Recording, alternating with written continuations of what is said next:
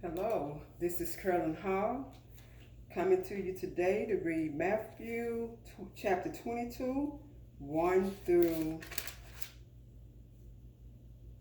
46, chapter 23, 1 through 39, and chapter 24, 1 through 51. So I'll get started.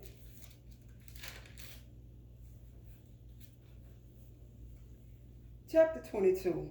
And the Messiah answered and spake unto them again by parables, and said, The kingdom of heaven is like unto a certain king, which made a marriage for his son, and sent forth his servants to call them that were bidden to the wedding, and they would not come. Again he sent forth other servants, saying, Tell them which are bidden, Behold, I have prepared my dinner. My oxen and my fatlings are killed, and all things are ready. Come unto the marriage. But they made light of it and went their ways, one to his farm and another to his merchandise. And the remnant took his servants and entreated them spitefully and slew them. Once again, for young people, slew means kill. But when the king heard thereof, he was wroth, and he sent forth his armies, and destroyed those murderers, and burned up their city. Wow, that's a good parable there, boy. Because the king got all that power, too. Then said he to his servants, The wedding is ready, but they which are bidden were not worthy. Go ye therefore into the highways, and as many as ye shall find, bid to the marriage. So those servants went out into the highways, and gathered together all as many as they found, both bad and good. And the wedding was furnished with guests. And when the king came in to see the guests, he saw there a man which had not on a wedding garment. And he said unto him, Friend, how comest thou in hither not having a wedding garment? I'm thinking, what if he couldn't afford it? But like I said, it's a parable. And he was speechless. Then said the king to the servants, Bind him hand and foot, and take him away, and cast him into outer darkness. There should be weeping and gnashing of teeth. And there was no compassion there. For many are called, but few are chosen. Then went the Pharisees and took counsel how they might entangle him in his talk. And they sent out unto him their disciples with the Herodians, saying, Master, we know thou art true, and teachest the way of Elohim in truth. Neither carest thou for any man, for thou regardest not the person of men. See, they already trying to catch him in a field, I would say, or anything that they could do to make him look bad. Tell us, therefore, what thinkest thou? Is it lawful to give tribute unto Caesar or not? But the Messiah perceived their wickedness and said, see, he knew their hearts also. That's why he didn't let them trick him into saying the wrong thing. Why tempt ye me, ye hypocrites? See, he always referring to them as hypocrites. Show me the tribute money. And they brought unto him a penny. And he said unto them, Who is this image and superscription? Woo, that was a mouthful. They say unto him, Caesar's. Then said he unto them, Render therefore unto Caesar the things which are Caesar's, and unto Elohim the things that are Elohim's. When they had heard these words, they marveled and left him, and went their way. The same day came to him the Sadducees, which say that there is no resurrection, and asked him, saying, Master, Moses said, if a man died having no children, his brother should marry his wife and raise up seed unto his brother. I wouldn't want to do that, but now there were with us 7 brethren, and the first, when he had married a wife, deceased, and having no issue, left his wife unto his brother. Likewise, the second also, and the third unto the 7th.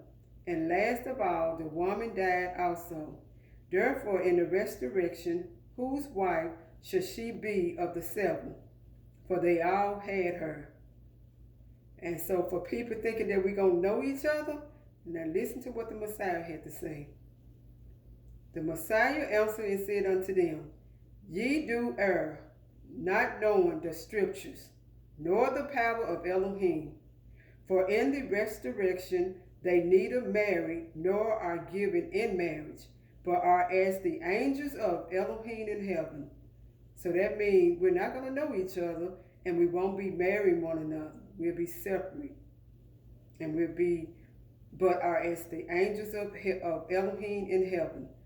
But as touching the resurrection of the dead, have ye not read that which was spoken unto you by Elohim, saying, I am the Elohim of Abraham, and the Elohim of Isaac, and the Elohim of Jacob. Elohim is not the Elohim of the dead, but of the living. So he's telling them, when you died, I'm the Elohim of the living. I'm not the Elohim of the people that died. Which I don't quite understand it, because he really is. But if he said you're not, I'm going to stick with the Bible. I don't want to go against the Most High. And when the multitude heard this, they were astonished at his doctrine. But when the Pharisees had heard that he had put the Sadducees to silence, they were gathered together. Then one of them, which was a lawyer, asked him a question, tempting him, and saying, Master, which is the great commandment in the law? Now, this is where I had a problem with my daughter. I kept trying to tell her what he's saying here is not what everybody else is thinking. Only the 2 laws you have to do. The guy asked him a question, Master, which is the greatest commandment in the law of all the 10? The Messiah said unto him, Thou shalt love the Lord thy Elohim with all thy heart, and with all thy soul, and with all thy mind. This is the first and great commandment. And the second is like unto it, Thou shalt love thy neighbor as thyself. On these 2 commandments hang all the law and the prophets. While the Pharisees were gathered together, the Messiah asked them, saying, What think ye of the Hamashiach? Whose son is he? They say unto him, The son of David. He said unto them, How then do David in spirit call him Lord, saying? So he had to explain that to him too. The Lord said unto my Lord, Sit thou on my right hand till I make thy enemies thy footstool. If David then called him Lord, how is he his son? And no man was able to answer him a word, neither durst any man from that day forth ask him any more questions. Chapter 23. Then spake the Messiah to the multitude and to his disciples, saying, The scribes and the Pharisees sit in Moses' seat. All therefore whatsoever they bid you observe, that observe and do, but do not ye after their works. For they say and do not. For they bear heavy burdens and grievous to be borne, and lay them on men's shoulders. But they themselves would not move them with one of their fingers. But all their works they do for to be seen of men. See, they like showing off. They will show off. They make broad their phylacteries and enlarge the borders of their garments, and love the uppermost rooms at feasts, See, they like to be treated like, like they something special. And the chief seats in the synagogues, and greetings in the markets, and to be called of men, Rabbi, Rabbi. See, they want to be special to men. They want to look good in the eyes of men, but yet they looking silly in the eyes of our Messiah.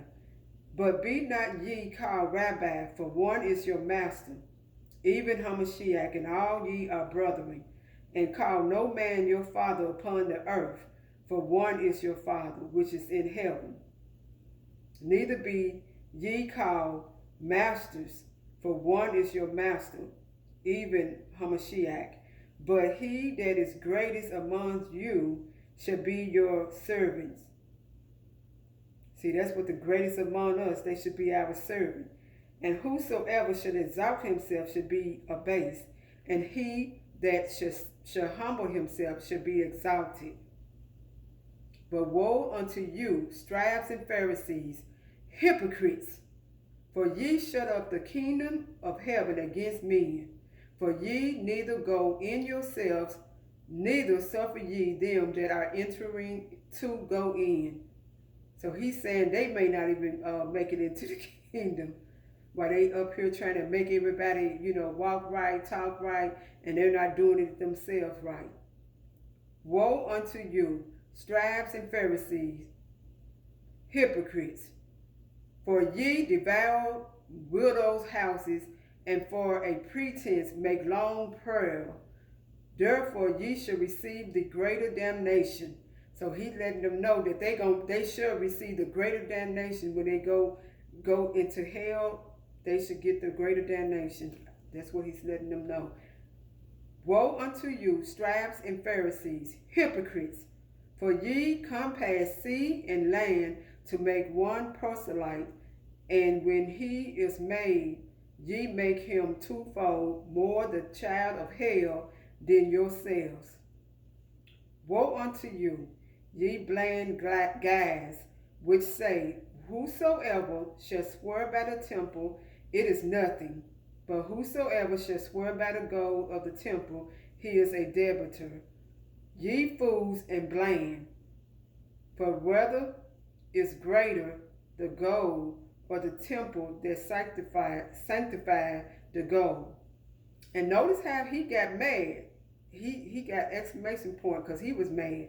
Even he had to go off sometimes on the people, the Pharisees and wicked people. Ye fools. Okay, and whosoever shall swear by the altar, it is nothing. But whosoever swear by the gift that is upon it, he is guilty. Ye fools and blind, for whether is greater, the gift or the altar that sanctified the gift? Whoso therefore shall swear by the altar, swear it by it, and by all things thereon. And whoso shall swear by the temple, swear it by it, and by him that dwelleth therein. And he that shall swear by heaven, swear it by the throne of Elohim, and by him that sitteth thereon. Woe unto you, scribes and Pharisees, hypocrites! See, he's going off too. For ye pay tithe of mint and anise and cummins, I don't know what those are, and have omitted the weightier matters of the law, judgment, mercy, and faith. These ought ye to have done, and not to leave the other undone. So when I find out what them other words are, I'll let you know. Ye blind guides, which strain at a gnat and swallow a camel. Woe unto you, scribes and Pharisees, hypocrites! For ye make clean the outside of the cup and of the platter, but within they are full of extortion and excess. See, he's telling them the badness on the inside, but they show the goodness on the outside, but they really bad on the inside. Thou blind Pharisees, cleanse first that which is within, the cup and the platter, that the outside of them may be clean also. So that's letting us know, don't be so hard to judge. But some things that he already judged on, we can judge when we see you all doing it. So people don't get that. Hey, we're not judging you. The Most High told us what the sins are in the Bible, and that's how we make a judgment on you, because we seeing you doing it. Now, if you haven't, we can't judge you. But you're doing it right out where people can see you, yeah, we can judge you. As long as we judge you right, as long as we judge you right. Woe unto you, scribes and Pharisees, hypocrites! For ye are like unto white structures, which indeed appear beautiful outward, but are within full of dead men's bones, and of all uncleanness. Even so ye also outwardly appear righteously unto men, but within ye are full of hypocrisy and iniquity. Woe unto you, scribes and Pharisees, hypocrites! Because ye build the tombs of the prophets and garnish the scriptures of the righteous. I'm probably pronouncing that incorrectly. And say, if we had been in the days of our fathers, we would not have been partakers with them in the blood of the prophets. Wherefore ye be witnesses unto yourselves, that ye are the children of them which killed the prophets. I told you they used to kill the prophets back then. It wasn't good to be a prophet back then. And they probably don't be good now. They probably kill them now. Fill ye up then the measure of your fathers, ye serpents, ye generation of vipers. How can ye escape the damnation of hell? Wherefore, behold, I send unto you prophets and wise men and scribes, and some of them ye shall kill and crucify, and some of them shall ye scourge in your synagogues, and persecute them from city to city, that upon you may come all the righteous blood shed upon the earth, from the blood of righteous Abel unto the blood of Zacharias, son of Barachias, whom ye slew between the temple and the altar. Verily I say unto you, all these things shall come upon this generation. O Jerusalem, Jerusalem, thou that killest the prophets, and stonest them which are sent unto thee, how often would I have gathered thy children together, even as a hen gathereth her chickens? Now I can't see the Messiah talking like this or speaking like this. So we know this word, some of these words in here would change. Under her wings, and ye would not. Behold, your house is left unto you desolate. For I say unto you, ye shall not see me henceforth, till ye shall say, blessed is he that cometh in the name of the Lord. Chapter 24. And the Messiah went out and departed from the temple, and his disciples came to him to show him the buildings of the temple. And the Messiah said unto them, see ye not all these things? Verily I say unto you, there shall not be left here one stone upon another that shall not be thrown down. And as he sat upon the Mount of Olives, the disciples came unto him privately, saying, tell us, when shall these things be? And what shall be the sign of thy coming and the end of the world? See, in Matthew, they already talking about the end of the world. And the Messiah answered and said unto them, take heed that no man deceive you. For many shall come in my name, saying, I am Hamashiach, and shall deceive many. Well, that day has come. A lot of people have been in this world saying they were Hamashiach. And I just started seeing some of it on YouTube. And ye shall hear of wars and rumors of wars. See that ye be not troubled. So he's saying, don't worry about the wars. I'm warning you of these things. For all these things must come to pass, but the end is not yet. And that's why we keep seeing wars and the rumors of wars, people talking about wars, because, it's still going on because the end is not yet. So that's why he's warning us ahead of time. Don't be fearful. And that's why I'm not fearful at a lot of stuff, because he already warned us about it. For nation shall rise against nation, and that's been going on for many years now, and it's still going on today. And kingdom against kingdom, and there shall be famine and pestilence and earthquakes in diverse places, which that has already started. And it's been a couple of years where famine had hit the people in Africa, and pestilence had eaten up all the food, and all this stuff had happened. Earthquakes in different places that already has come upon us, and more to come. All these are the beginning of sorrows. So that was the beginning of sorrow. Then shall they deliver you up to be afflicted, and shall kill you, and ye shall be hated of all nations for my name's sake.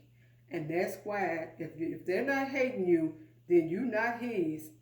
Because these demons, they know God's people. When they see them, they know. And if you loved by these people on this earth, guess what? You need to check yourself, because you may not be his. Because they know who God's people truly are. And they know when you're serving him righteously, or trying to serve him righteously as a man or a woman can. And then shall many be offended, and shall betray one another, and shall hate one another. That day is upon us too. It's been here for some years also. And many false prophets shall rise, and shall deceive many. And that day has been here for a while too, and people still doing it to this day. And because iniquity shall abound, the love of many shall wax cold. So that means iniquity, that means sinning, a lot of sinning. But he that shall endure unto the end, the same shall be saved. So we just keep letting people hate us, and we have to keep on loving them. And I know how hard it is. And that's why I have to check myself now, because I was so used to defending myself. Now I have to stop. I have to smile and walk away. And this gospel of the kingdom shall be preached in all the world for a witness unto all nations, and then shall the end come. And now through the internet, guess what? This gospel of the kingdom is being preached all over the world, in all the world for a witness unto all nations. And then shall the end come. And that's why the end is coming. But keep in mind, until the devil's locked down, we still got 1,000 years left for some of us that's still going to be around. Great-grandkids maybe. But I don't think we're going to be here, because we can't live past 1,000 years. We can only live past 115 is the highest that man can live. Some saying 120. But I doubt if that's true or not. When ye therefore shall see the abomination of desolation spoken of by Daniel the prophet stand in the holy place, and we know what the holy place is at, Jerusalem, Israel. Whoso readeth, let him understand. Then let them which be in Judea flee into the mountains. Let him which is on the housetop not come down to take anything out of his house, neither let him which is in the field return back to take his clothes. And woe unto them that are with child. So whoever is pregnant with a child, and to them that give suck in those days, those the one that had their child and breastfeeding them. But pray ye that your flight be not in the winter, neither on the Sabbath day. Lord, please don't let my flight be in the winter, because you know how we hate the cold. For them And don't let it be on the Sabbath day too. For then shall be great tribulations, such as was not since the beginning of the world to this time, no, nor ever shall be. And except those days should be shortened, there shall no flesh be saved, but for the elect's sake, those days should be shortened. Lord, please let it. If I'm your elect, which I think I am, because you've been chosen me for a while and I just didn't get it, but I get it now. But I thank you for saying that the days that before the elect's sake, those days should be shortened. And I thank you for shortening those days for us. Much obliged. I really thank you for that. Then if any man shall say unto you, Lo, here is Hamashiach, or there, believe it not. For there shall arise a false Hamashiach and false prophets. Now we seen all these false prophets coming alive, and shall show great signs and wonders, and so much that if it were possible, they should deceive the very elect. Well, they won't be they won't be deceiving me, because we already know that they're getting these signs and wonders in place as we speak now to do all these great signs and wonders. We already know that. And thanks to the Bible, that's how we knew that they was getting ready to do all that. Behold, I have told you before, wherefore if they shall say unto you, Behold, he is in the desert, go not forth. Behold, he is in the secret chambers, believe it not. For as the lightning cometh of the east, and shineth even unto the west, so shall also the coming of the Son of Man be. Because we know he's coming from the sky. For wheresoever the carcass is, there will the eagles be gathered together. So wherever the dead bodies are, there will be the eagles gathered together. Immediately after the tribulation of those days shall the sun be darkened, and the moon shall not give her light, and the stars shall fall from heaven, and the powers of the heavens shall be shaken. So you're not going to miss those things. Believe me, you're not going to miss those things. And then shall appear the sign of the sign of the Son of Man in heaven. And then shall all the tribes of the earth mourn, and they shall see the Son of Man coming in the clouds of heaven with power and great glory. He's coming down from the sky. But since we've been taught all our life that it's going to be a white Jesus with blue eyes coming down, you're being deceived already. So for those who don't like black folks, I feel sorry for you, because you're going to go to that white Jesus with blue eyes. And you're going to deserve exactly what you get. Because now we're finding out we've been lied to. But it's all good. Everything works out in the Most High favor. And what he want to tell us, he let us know.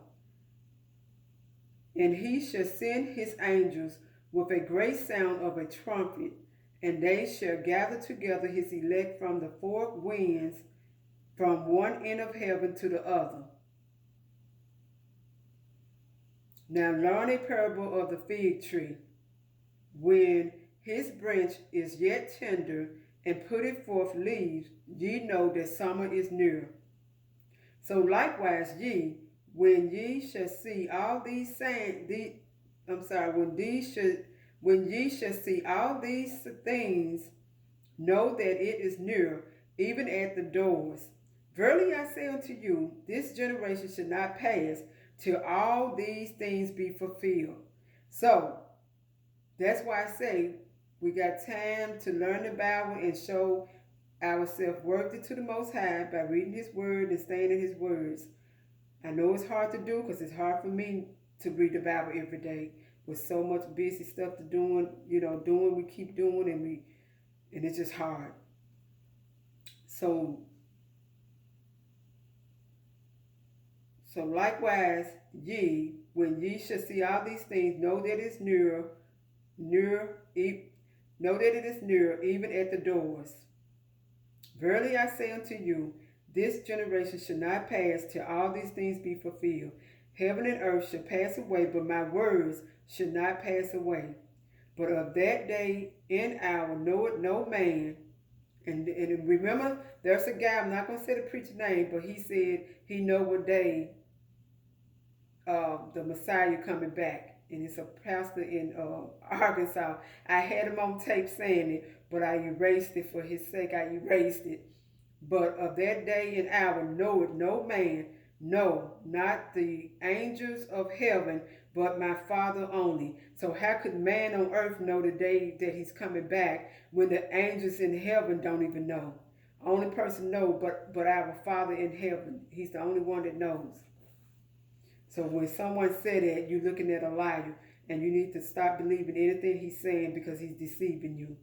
And he's the deceiver. But as the days of Noah were, so shall also the coming of the Son of Man be. For as in the days that were before the flood, they were eating and drinking, marrying and giving in marriage, until the day that Noah entered into the ark. They went on with life. Even though he warned them all, they still just went on with life and didn't believe him. See, that's why he used us, because he want to see who going to stand on his word and who going to think that person is crazy and laugh at him. You know? I bet when that flood came, they wouldn't laugh and they was chasing that boat down and trying to swim to that boat. For as in the days that were before the flood, they were eating and drinking, marrying and giving in marriage, until the day that Noah entered into the ark. I'm just reading it again so I can pick back up where I started off at, where I ended it. And knew not until the flood came and took them all away. So shall also the coming of the Son of Man be. Then shall two be in the field, the one shall be taken and the other left. Two women shall be granted at the meal, the one shall be taken and the other left. Watch therefore, for ye know not what hour your Lord do it come. But when you see somebody that you know been serving the Lord, and you see them being taken and they just, disappear before your eyes, that's how you know he's here. So remember that. But know this, and sorry for you, because that means you still here, living on held on earth. But know this, that if the good man of the house had known in what watch the thief would come, he would have watched and would not have suffered his house to be broken up. Therefore be ye also ready, for in such an hour as ye think not the Son of Man coming.